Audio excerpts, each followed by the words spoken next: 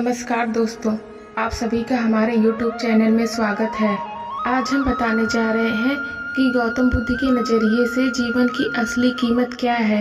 हमारे इस जीवन की कीमत क्या है। हम में से अधिकतर लोग अपने जीवन की वैल्यू नहीं समझ पाते और अपने जीवन को ऐसी चीज़ों में बर्बाद कर देते हैं जिससे हमारा नुकसान होता है। कुछ लोग अपनी ज़िंदगी शराब जुआ के पीछे बर्बाद कर देते हैं, तो कुछ लोग अपनी ज़िंदगी प्रेम प्रसाव के पीछे और कुछ लोग अपनी ज़िंदगी पैसा करके बर्बाद कर देते हैं। आज की इस बुद्ध स्टोरी के जरिए आप जानेंगे कि हमारी ज़िंदगी की कीमत क्या है और हमें इस कीमती ज़िंदगी को किस प्रकार जीना चाहिए। एक बार की बात है, गौतम बुद्ध अपने शिष्यों को जिंदगी से जुड़ी अच्छी और बुरी चीजों का ज्ञान दे रहे थे। सभी शिष्य उनकी बातों को बहुत ध्यान से सुन रहे थे। उन सब में एक शिष्य ऐसा भी था जिसे प्रश्न पूछने की बहुत आदत थी।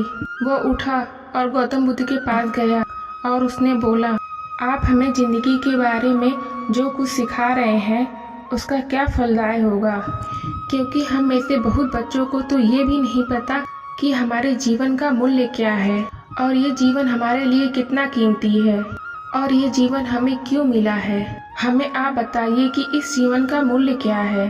अपने शिष्य की यह बात सुनकर गौतम बुद्ध अपने कक्ष में गए और एक चमकता हुआ पत्थर का टुकड़ा लेकर आए।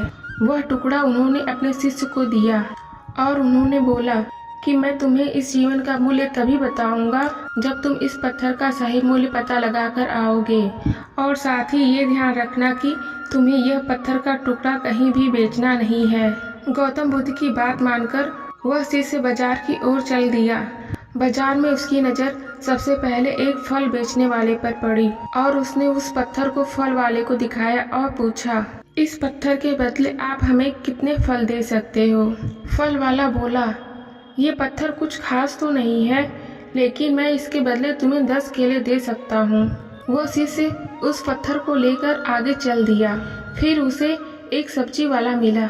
उस शिष्य ने उस पत्थर को सब्जी वाले को दिखाकर उसकी कीमत पूछी।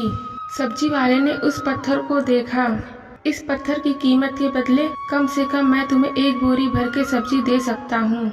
इसके बाद उस शिष्य ने उस पत्थर को लेकर एक सोने के व्यापारी के पास पहुंचा। उस पत्थर के टुकड़े को चमकता देखकर उस सुनार ने उसकी कीमत 100 सोने के सिक्के लगाई।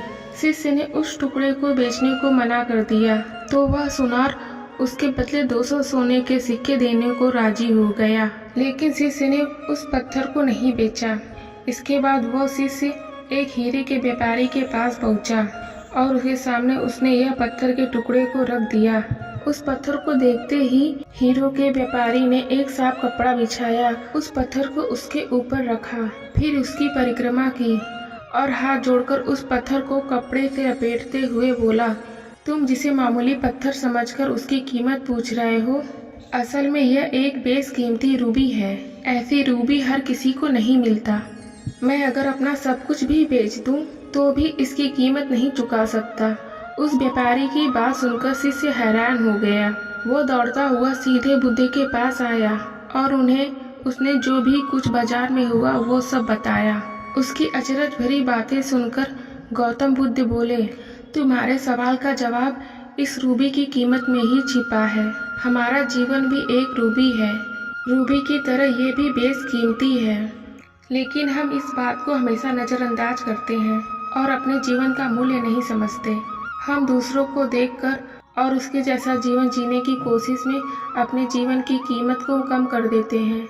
हम ये सोचते हैं कि हमारी ज़िंदगी की कीमत वही है जो दूसरे हमें बताते हैं, लेकिन ये बात हमेशा ध्यान रखना कि सामने वाला अपनी हैसियत, बुद्धि और अपनी सहज के हिसाब से ही तुम्हारी कीमत लगाता है। इस कहानी को यहाँ तक सुनने के लिए आप सभी का धन्यवाद। कृपया हमारे वीडियो को लाइक, शेयर और चैनल को सब्सक्राइब करना ना भूलें। धन्यवाद।